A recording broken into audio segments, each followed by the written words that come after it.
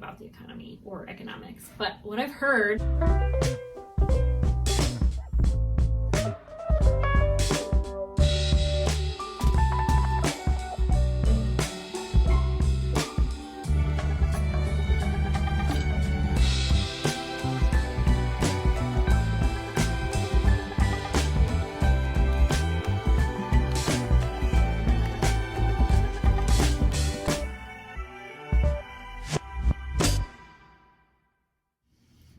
Everyone, how are you today? I hope that you're having a really good day so far. If you're new to my channel, my name is Taylor and I come to you from Baltimore, Maryland, and this is my YouTube channel. And this video is an episode of the Thread to Men podcast series where we sit down in a little bit of a longer format and I share with you all the things that I am making in real time, and then I will usually chat about whatever I feel like. Because it's my channel and not yours. I'm just kidding.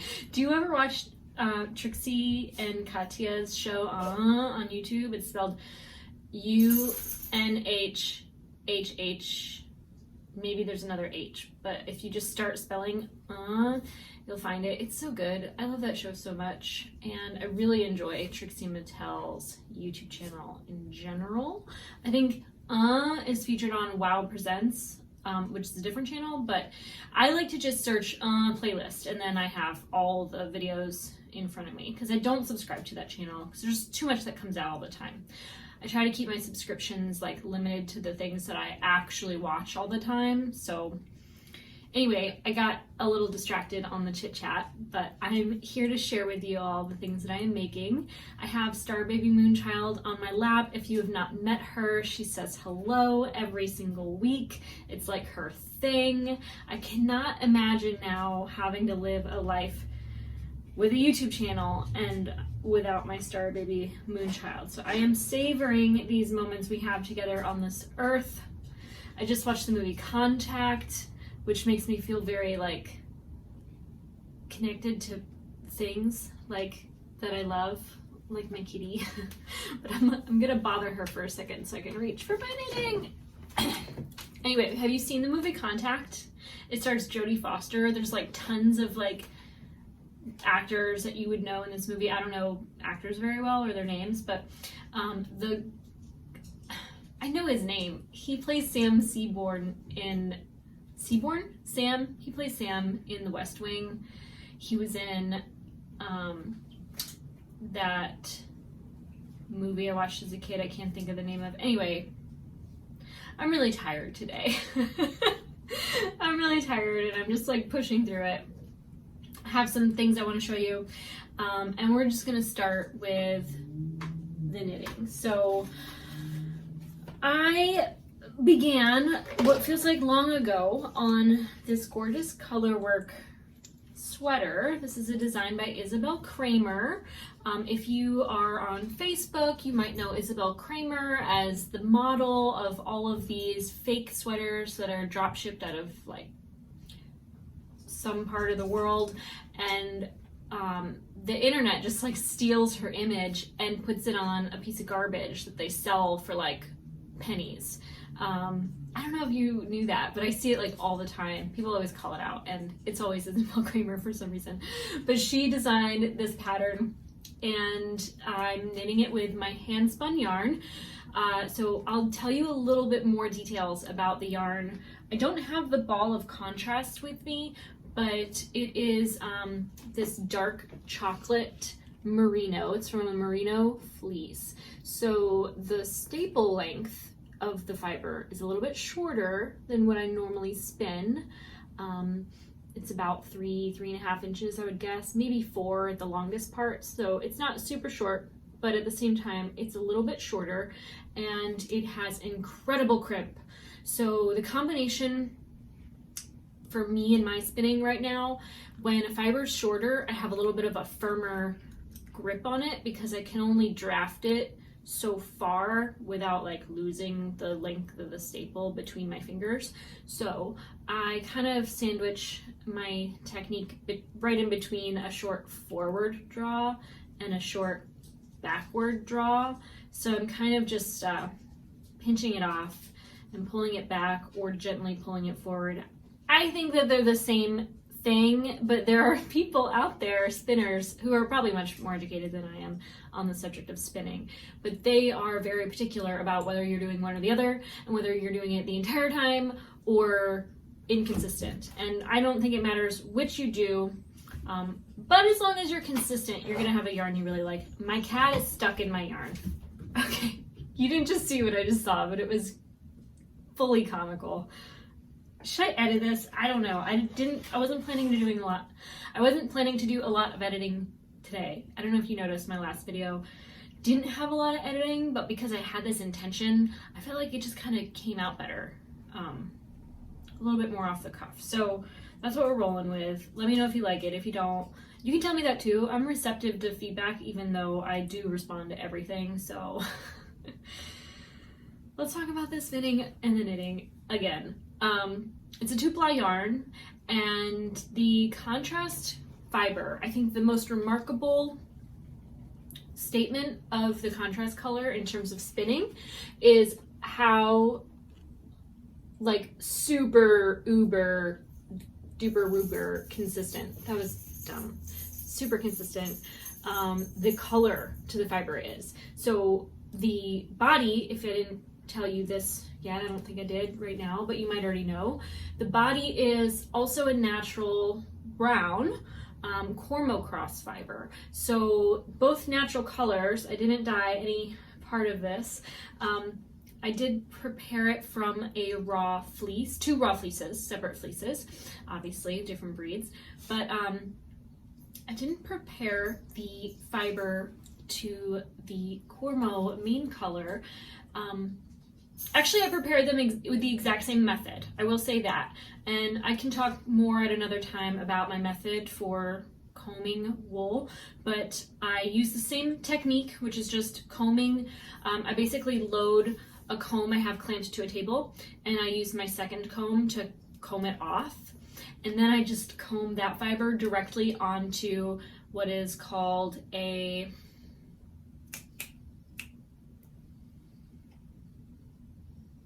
but I comb it onto this longer, it's basically like a big long comb, maybe 2.5, 3 times the size of a single comb. So you can kind of spread out the fibers and make like a larger volume that's all blended the same. When you're blending, when your intention is to blend fiber, you should certainly like process it more than just off one comb and onto another. But I just like to handle my fine wool fibers as little as possible, because the more that I touch it, the more potential there is for any one of those strands of wool to fall back on itself and kind of curl up and become less straight, which is the intention of combing fiber, is to get it in a nice straight line. So I try to touch it as little as possible. And that's why when I'm spinning with a natural wool, it'll come out somewhat variegated. Now you might remember this sweater because I knit about this much of it already, and I hated the way that the color was pooling around the front body. So I ripped back all the way to where you split for the sleeves. I re-split for the sleeves, and I've started alternating skeins using the spiral knitting method. I don't know if it's called spiral knitting, but basically it's a super, you know this, but if you don't know this, I don't know what it's called. Man, I'm just so wiped out. But you can knit with 2 colors seamlessly in the round, 1 row stripes basically, without any jogging along the beginning of round area. If you, so you're knitting with 1 color all the way around, and then you know, now you start working with your second color and you go all the way around and you're ready to switch back to your first color again. Basically what you do, instead of knitting the last stitch that you did in that color, right? So how do I say this? I don't know. You basically just slip a stitch. You know what I do? I get back around and I'm about to knit the old color with the new yarn, but I don't. I slip it. Is that right? Why don't I just figure this out right now? Oh my God. I'm like right there. I'm like right in the place to do this right now. So, am I? No. I don't even know what's happening anymore. No, it's way back here, but I have a stitch marker in this area. I don't know what's going on. I should have been more prepared, but I haven't knit this since like the weekend before last. So I'm like fully confused. For some reason my yarn picks up here. Oh! It's a long day, long week. But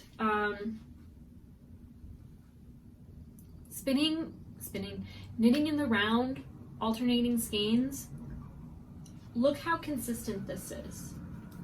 I mean, it made what once was a very inconsistent color yarn look so much more than it ever did. I'm super pleased with how this is turning out. I feel like the color work, once it's blocked, because it's hand spun, it's gonna bloom and it's gonna expand and stretch a little bit. And it kind of always shrinks back to be this density, but it has, I find like hand spun yarn has much greater give. Like it's squishier, it's like bouncier and expands more and contracts greater. Does that resonate with any of you out there? I think it's a combination of it being a fine wool worsted-ish prep, worsted-ish spun yarn. But as I was saying, when you do this alternating skeins thing, it moves your beginning of round. So you really can't do it for anything other than stockinette unless you're very intentional with the fact that your beginning of round is like moving. But the reason I was so confused about having my work lining up with my beginning of round stitch marker, which I like to use more, I'm actually using a stitch marker because this beginning of round moves and I really do want to know where I am. But I do like to put a progress keeper in the place of, I basically attach it to the very first stitch of the row or round, and I leave it there until I'm done knitting for that like day or weekend, or like if I'm knitting a lot, like that time I sit down, I might move it up and look at how much I've done, and then the next time I sit down to knit, I'll move it up again. When you're knitting in that spiral method, your beginning of round moves and it's moved all the way over to like the other side of my sweater. Practically, no. I'm at the middle front now. So I'm hoping I won't actually be done knitting the body until I'm closer to the other kind of side edge. But I'm not sure because very soon I start doing more color work. And I've knit so many cropped sweaters in the last couple years. I really don't want another short sweater. I really want a sweater that's gonna hug my hips because I have so few of those sweaters at this point now, and not many of them feel really fresh, and I've kind of worn them out over the last couple years, and so I really want to build a wardrobe with more. Girl, you're having the worst luck today with this yarn. She just jumps into it and gets stuck like all around her shoulders and things. So I'll show you a tutorial to teach you. This is not a place for teaching, but speaking of teaching, I'm offering a lecture. I think it's next Friday. I'll put the details on the screen here. I didn't look at them since the last time I've posted, but I'm offering a 1-hour lecture with Knit and Escape. No one's paying me to tell you this, but I am, paid a flat fee to offer this class, whether you're there or not. I wish you'll join us if you're interested. It's going to be a very interactive conversation, if you will, on the subjects of creating a wardrobe from fleece to fabric, and whether you knit or crochet, spin, weave, any of those things. We're just going to talk about the process from start to finish and what my experience has been like, what I use, what tools I recommend.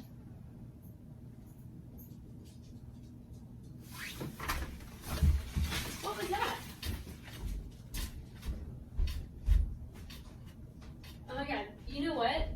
my neighbor opening their front door, and I didn't see it, but now I know. It just freaked me out because I'm home alone right now, and the only door that could have been would be the kitchen, and I'm like, who's in my house?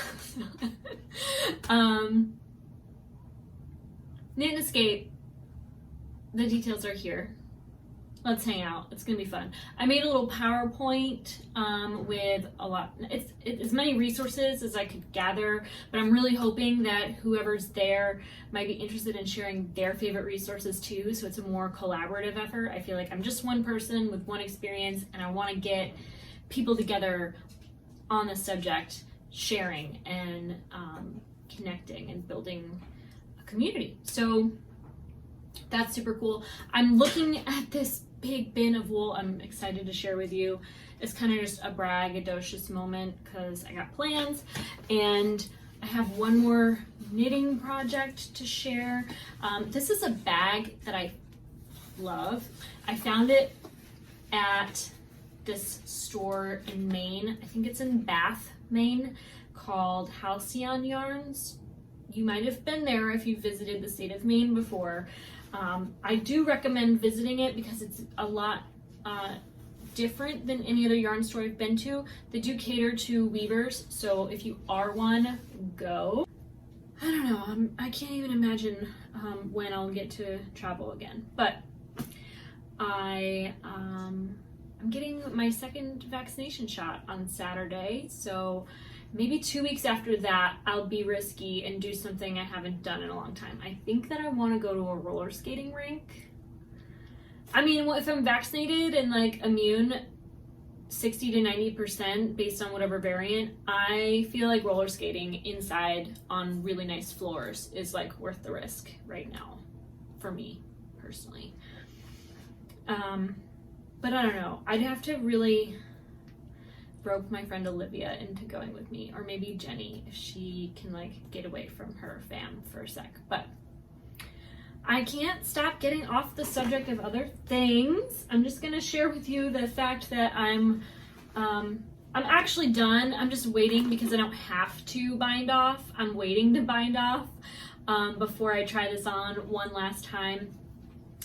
I would say normally you can tell exactly sort of where I began decreasing. I would say normally I would give myself a little bit more length to complete that decreasing. Like for instance, I would probably normally start decreasing close to 2 or 3 inches past the armpit. So about like, I don't know, 4 or 5 inches sooner. My hair is hanging off this. And then, you know, separate the decreases by more rows. So I think I decreased, this is also garter stitch, so these numbers do not apply to stockinette because it doesn't grow as quick.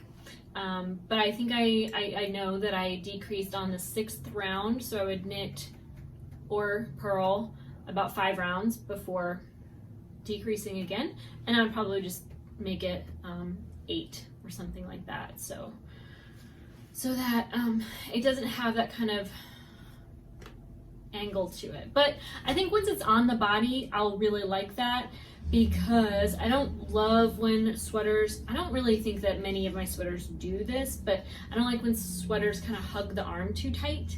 It kind of makes me want to pull them down more. So I don't hate that it's like the way that it is. I think if anything, it's going to give my elbow a little extra room so that it's not blowing out so much in that space and becoming a little you know, overstretched in that area. So really happy with how these sleeves are turning out.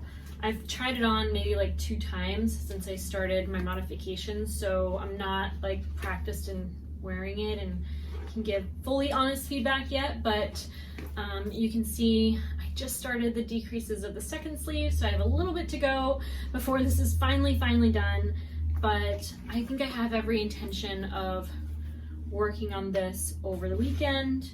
But you know, that's a lie. I didn't think that before I sat down, and I don't think I even thought it while it was falling out of my mouth. I'm not even gonna knit on this until I'm on my lunch break. Like, this is my lunch break sweater project right now, and it basically comes to my vehicle when I leave for work, and it comes back inside when I get home, but I never really stitch on it at all. And then the only thing that I'm working on is like this when I have, you know, a big chunk of time on a Saturday or Sunday. You know that I really like to knit with my sweater quantity spins before I spin another sweater quantity. So I told myself I was going to get through knitting this sweater before I spin another sweater quantity, and because I like to really only knit sweaters, that's what I spin for.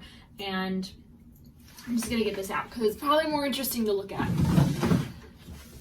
This is a big bin from IKEA, and this is a fleece that was machine carded. So it is a woolen prepared fiber, and I got this for absolutely $0 by a wonderful person that I met years ago on Ravelry. She posted about destashing a couple fleeces, and what she would do was go to the Michigan Fiber Festival each year, and she would purchase fleeces and have them picked up that same day from the mill that would process them for her and then ship them to her.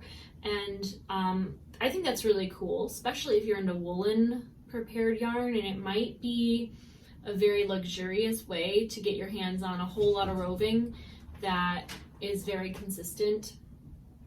But she one year bought a Jacob fleece, which, if you're not familiar, is kind of like a cow speckle sheep. It's like brown and white and big chunks of different colors, depending on the animal. It's very random. And for some reason she thought that they would like separate the colors before carding, but they didn't.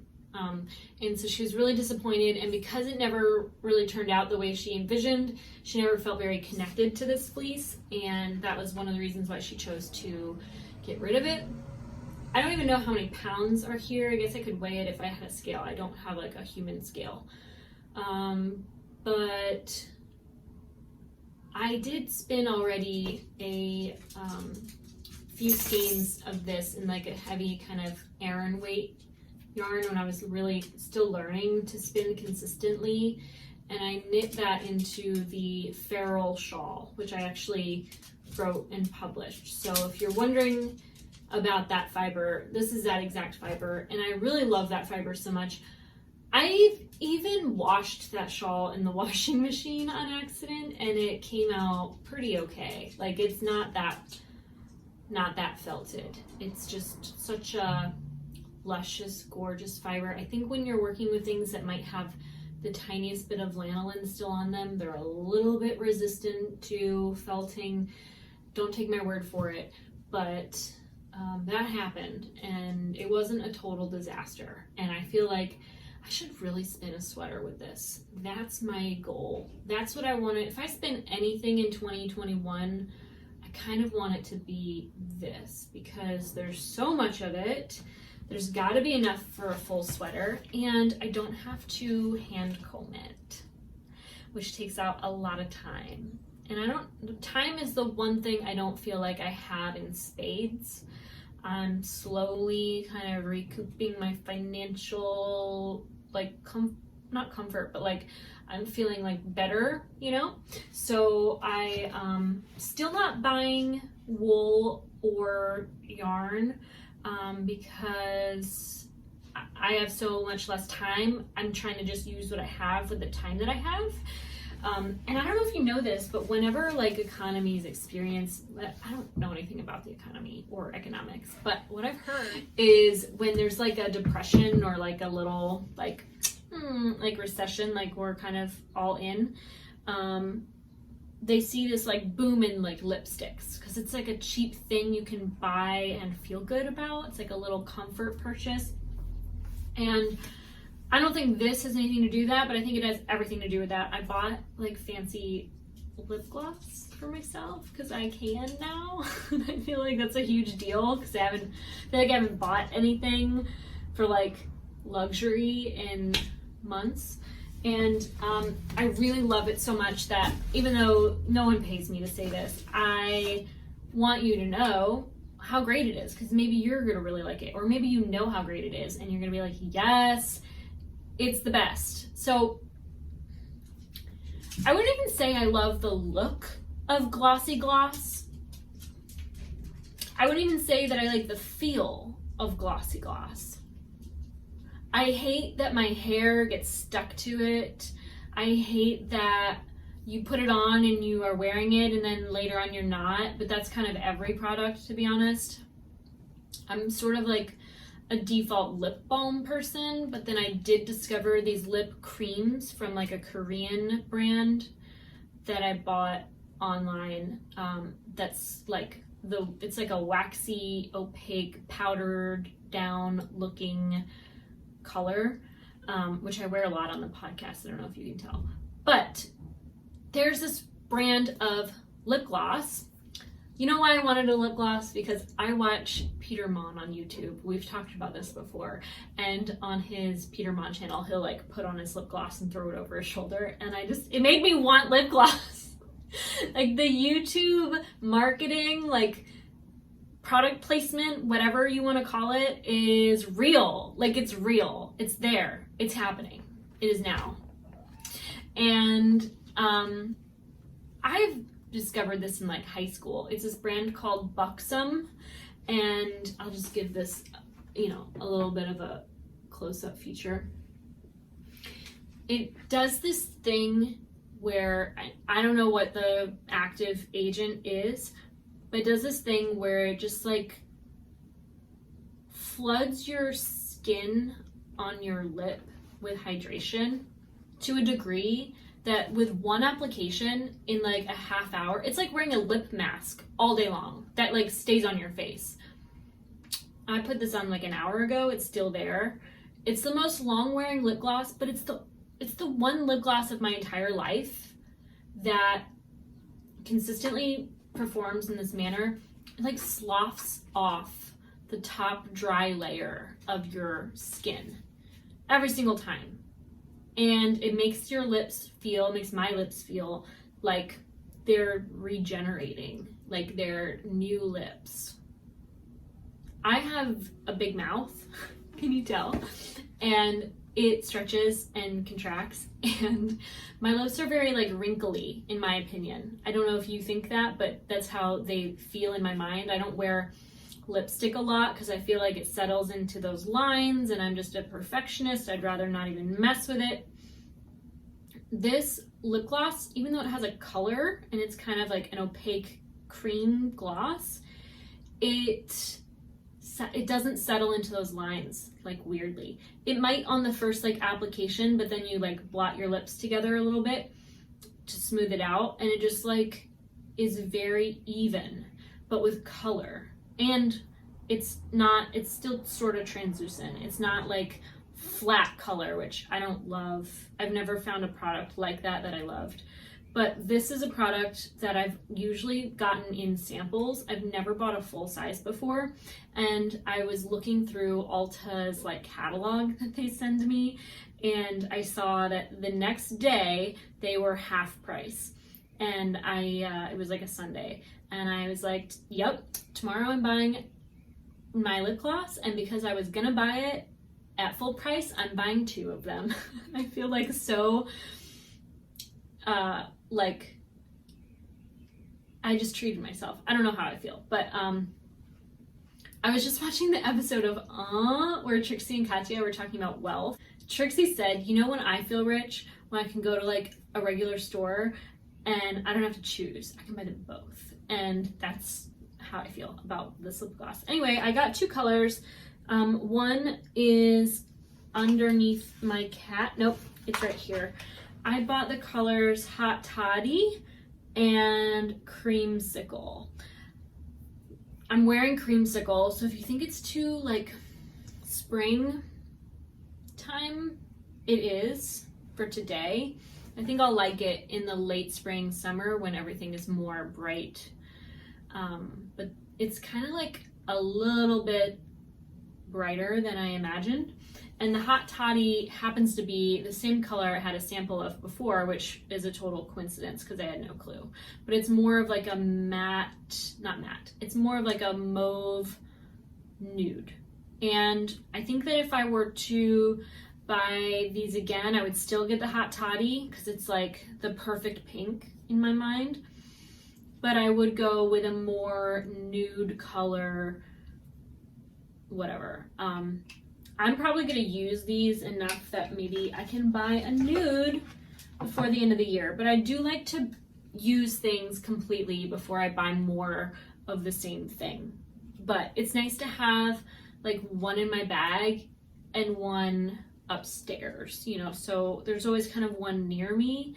I don't have to like keep it attached to me all the time or constantly go to one place to access it. So I'm like, that's like a favorite. That's a favorite for March. It's my favorite machine carded fleece. It's my only machine carded fleece. This is my favorite cat on my lap. It's the only favorite cat on my lap.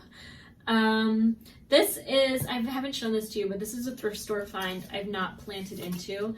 This is a old-fashioned telephone planter. It's my favorite old-fashioned telephone planter. I haven't decided. I think a snake plant, not a snake plant, I think a spider plant would be really cute in this planter. But of course I just put a pothos in everything because that's what I can afford to do. And I actually really love golden pothos. I'll give you close-ups of my golden pothos in a moment, but I have plants from, they're all the same plant, but they look completely different from one another because of the compost I planted them in. So the pothos in this room and my bathroom and my bedroom and my yarn room and my kitchen and my dining room, they're all the same, they're all from the same plant, but they look crazy different. Yeah, like these big leaves here, I'll show you close-ups in a moment. The majority of my pothos plants have come from this plant, which there's actually two in my house. One was inherited from Brian's mother, and the other I bought at a hardware store in the plant section, and it just grows like weeds. And so I've made some cuttings, and I've cut this one years ago, but you can see the general size of the leaves there. They fit kind of like right in the palm there. And then we have this one. This is the pothos that we inherited from Brian's mom, but it's a very different plant than long ago. These leaves have changed significantly since planting it in a new container and with new soil, which is mostly compost from the garden. But these leaves are more like the size of my hand. You know, they're much larger. Here's one here. Much larger than just the palm. And this one is bigger than the palm of my hand. So pothos are really interesting because all the pothos you've probably ever seen are like juveniles. They're nowhere near flowering because they get monster big. Look it up. It's so cool. I'm going to give you a quick shot of my other pothos upstairs for contrast. Now, this is the pothos of our bathroom. There's actually two. This one we've been growing for a couple years, I think. I did cut it back a whole lot.